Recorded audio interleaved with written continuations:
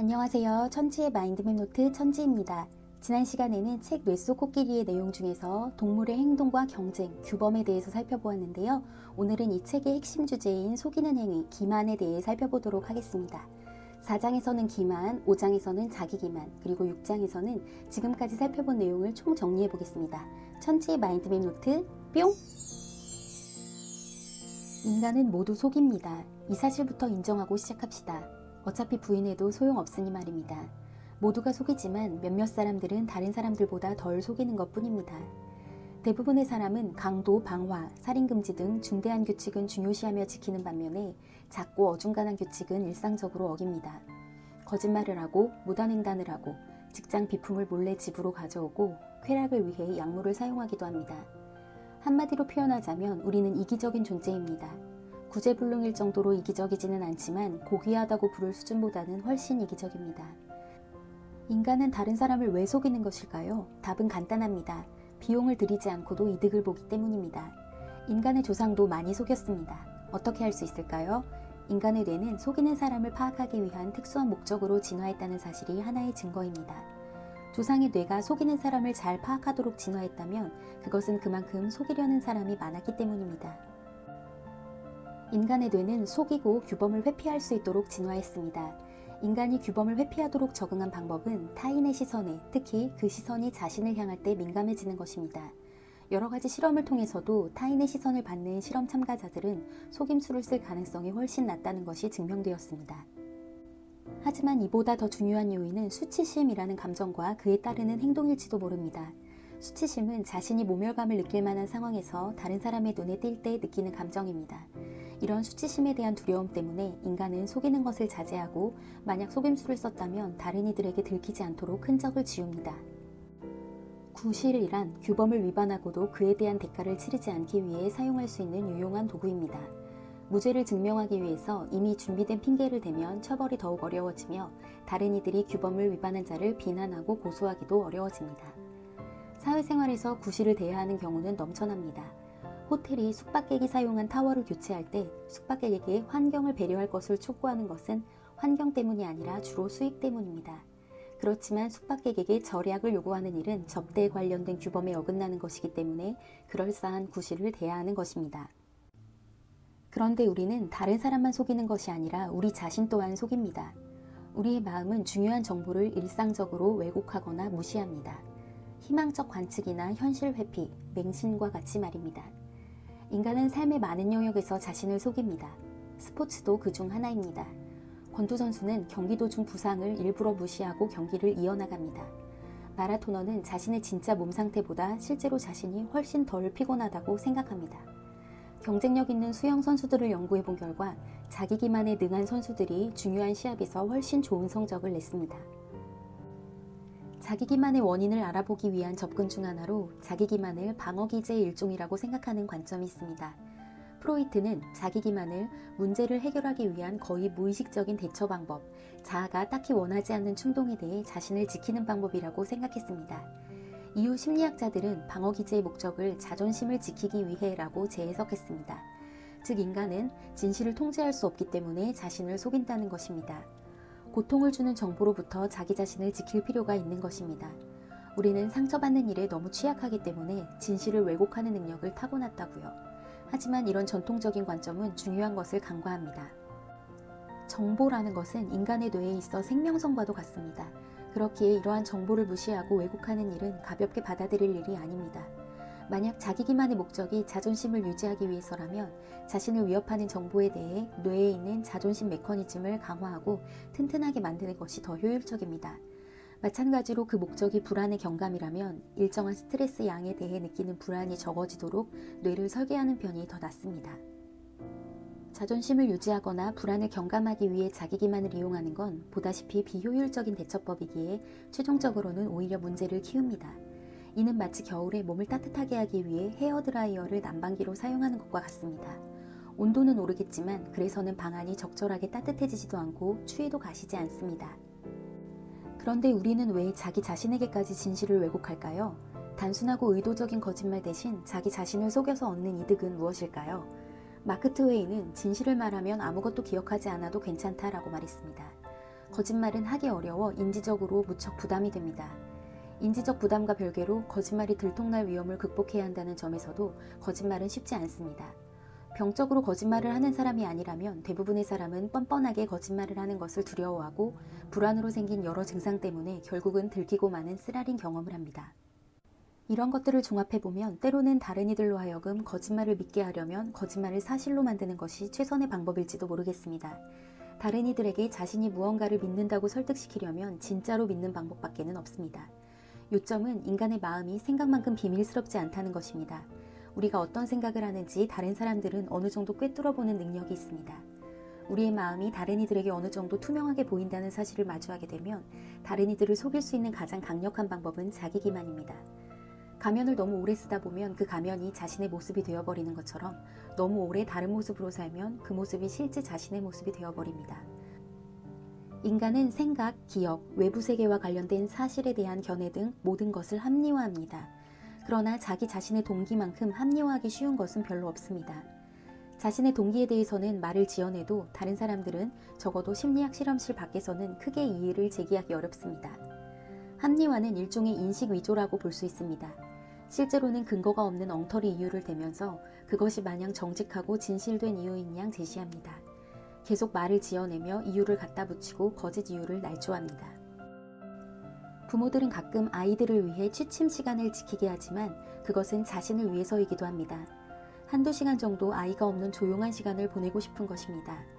물론 많은 부모는 정해진 시간에 아이를 재우는 것이 아이를 위한 일이라고 믿지만 어른에게도 충분히 이득이 되는 일이기 때문에 정말 그것만이 유일한 이유인지는 의심해 볼 만합니다. 오랜 기간 인간은 자신의 행동에 대한 동기를 고귀한 것으로 말해왔지만 많은 지성인이 사실 그 행동 이면에는 고귀하지 않은 동기가 존재한다고 주장해왔습니다. 그리고 우리는 이런 동기를 정면으로 바라보기 껄끄러워합니다. 이제 우리가 고민해봐야 할 것은 살펴본 이 내용들을 가지고 무엇을 해야 할지입니다. 이제 뇌 속의 코끼리에 대해 인지했으니 이것을 가지고 개인으로서 그리고 사회 일원으로서 어떻게 더 나은 삶을 살아갈 것인지 말입니다. 지금까지 얻은 가장 큰 교훈은 뇌 속 코끼리를 무시하는 게 전략적이라는 사실입니다. 자기 기만은 다른 사람들 앞에서 이기적으로 보이지 않으면서도 이기적으로 행동할 수 있게 해줍니다. 만약에 우리에게 숨겨진 동기가 있다는 사실을 인정해버린다면 나쁘게 보일 뿐만 아니라 다른 이들의 신뢰를 잃을 수도 있습니다. 개인적으로 자기 자신에게만 코끼리의 존재를 인정한다면 우리의 뇌는 끊임없이 자신을 의식해야 할 테고 자기 위선과 싸워야 하는 크나큰 짐을 지게 될 것입니다. 그럼에도 우리가 지닌 다소 어두운 동기를 인식함으로써 오는 장점도 분명히 존재합니다. 첫 번째 장점은 상황 파악과 관련되어 있습니다. 인간 사회를 더욱 잘 그리고 깊게 이해할 수 있다는 것입니다. 직장에서 회의를 하는 게 시간 낭비처럼 느껴진다면 회의의 목적은 시간 낭비일 수도 있습니다. 높은 비용이 들어가는 의식을 통해 팀의 결속력을 높이고 스스로 권위가 없다고 생각하는 상사는 회의 시간을 통해서 권위를 찾으려고 할지 모릅니다. 이런 식으로 낭비되는 시간을 줄이고 싶다면 문제의 근본을 살펴봐야 합니다. 아니면 같은 목적을 달성하기 위한 다른 방안을 찾아야 할 것입니다. 다른 이들의 동기를 이해하는 것은 꽤나 유용합니다. 하지만 이 책에서 배울 점이 이게 전부라고 생각한다면 훨씬 더 중요한 요점을 놓치는 것입니다. 바로 우리는 자신의 동기를 오해하고 있다는 사실입니다. 동료나 친구가 어떤 마음일지 예측하고 싶다면 우선 자신부터 잘 알아야 합니다. 자신의 맹점을 잘 알게 되면 다른 이들을 쉽사리 지적하거나 비판할 수는 없을 것입니다. 결국 우리는 자신의 이익에 따라 세상과 다른 사람들을 인지합니다. 따라서 다른 이들의 허점을 차치하고 우리 자신의 허점부터 알아야 합니다. 이 책을 통해 다른 사람들의 행동을 떠올리며 분노를 느끼고 그들이 독선적이라는 생각이 들었다면 반대로 무감각해지려고 노력해보길 바랍니다. 불필요한 회의를 소집하는 상사는 바로 당신일지 모릅니다. 조언인지 강요인지 애매한 말을 던지는 친구는 당신일지 모릅니다. 스스로를 파악하는 것, 즉 다른 이들이 우리를 보듯이 우리도 객관적으로 자신을 바라보는 것은 선물이 될 수 있습니다. 동료와 충돌하거나 배우자와 싸울 때면 자신을 포함한 양쪽 모두 자기 기만에 빠졌다는 사실을 알아야 합니다. 서로 각자가 옳다라고 생각할 것이고 의심할 여지 없이 맞다고 생각하겠지만 사실은 양쪽 모두 이기적일 뿐입니다.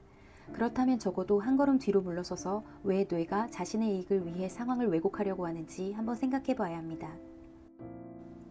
결국 코끼리를 통해 배울 것은 겸손입니다.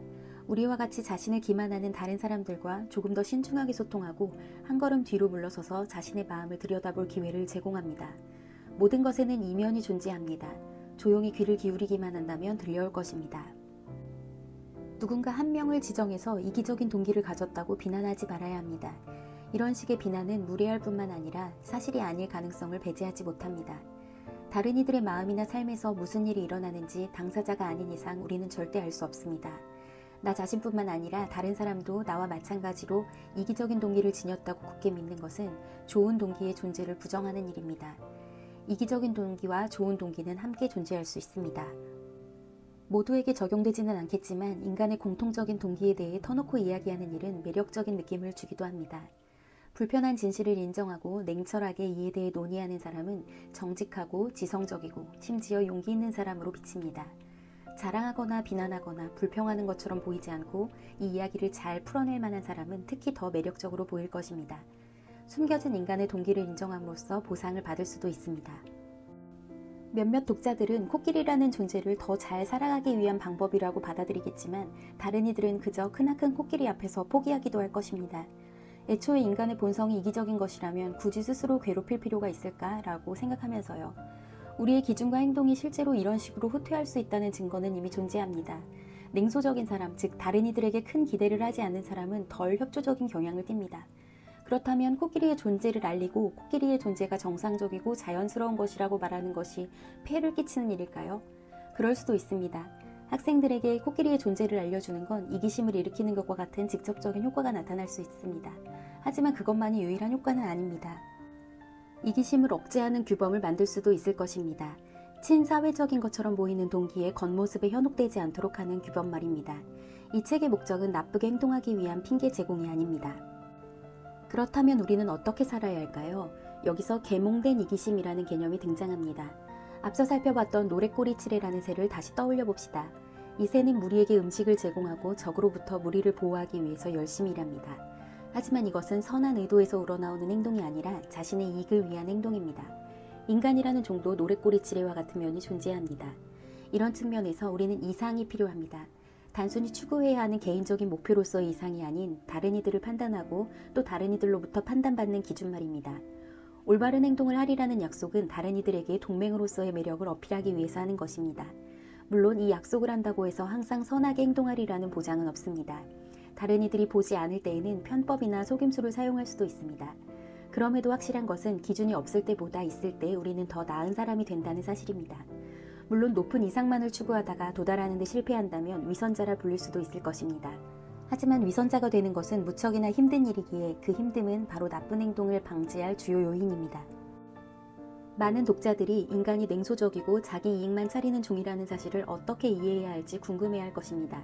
이에 대한 대답을 한마디로 표현하자면 관점입니다. 우선 인간은 인간이고 아마도 계속해서 지금의 모습으로 존재할 것입니다. 그렇다면 인간 자신에 대해 정확하게 알아둬서 나쁠 것은 없을 것입니다. 정말 우리가 품고 있는 동기 중 대부분이 이기적인 것이라고 해도 인간이 사랑할 수 없는 존재라는 것은 아닙니다. 사실 많은 경우에 결점으로 인해 사랑스럽게 느껴질 수도 있습니다. 또한 동기가 이기적이라고 하더라도 행동은 그렇지 않을 수 있습니다. 선의를 가늠하기 위해 동기와 행동을 하나로 합쳐 판단하는 것은 멍청한 짓입니다. 인간이 이기적으로 행동하게끔 진화했다고 주장했지만 사실이 어떠하든 결국 인간은 서로 너무나도 사이좋게 지냅니다. 동기가 어떠하든 악한 행동은 보상받지 않는다는 것은 인간이라는 종에서 찾아볼 수 있는 놀라우면서도 기이한 측면입니다. 과도하게 독단적인 리더는 그에 합당한 처벌을 받기도 합니다. 다른 이들에게 거짓말을 하고 기만하는 일 또한 처벌받습니다. 남에게 도움을 받기만 하는 사람은 언젠가는 혼자 남게 됩니다. 다른 이들에게 도움이 되는 사람은 우정, 사회적 지위, 명성과 같은 보상을 받습니다. 인간의 유전자는 생존하고 번식하기 위해 끊임없이 경쟁하도록 설계되었다는 점에서 인간이 취할 수 있는 최선의 전략은 도덕적인 뇌를 갖추는 것입니다. 물론 인간은 완벽하게 협조적이지 않습니다. 그럴 것이라 기대하지도 않고요. 하지만 진화된 생명체로서 우리는 꽤나 협조적인 편이라고 볼 수 있습니다. 공통된 목표를 달성하기 위해 협력을 이루어낼 줄 아는 동물입니다. 지금까지 인문심리에서 뇌 속 코끼리의 내용을 마인드맵으로 살펴보았습니다. 영상에서 다룬 내용은 책 뇌 속 코끼리의 일부, 동기를 숨기는 이유에 담겨있는 내용이며 나머지 2부에는 일상생활 속의 숨겨진 동기에 관한 내용, 즉 교육, 의료, 예술, 종교, 정치 등의 분야에 숨겨진 코끼리에 대해 이야기하고 있습니다. 궁금하신 분은 책을 통해 구체적인 내용을 확인하시기 바랍니다. 이상 천지의 마인드맵 노트였습니다. 감사합니다.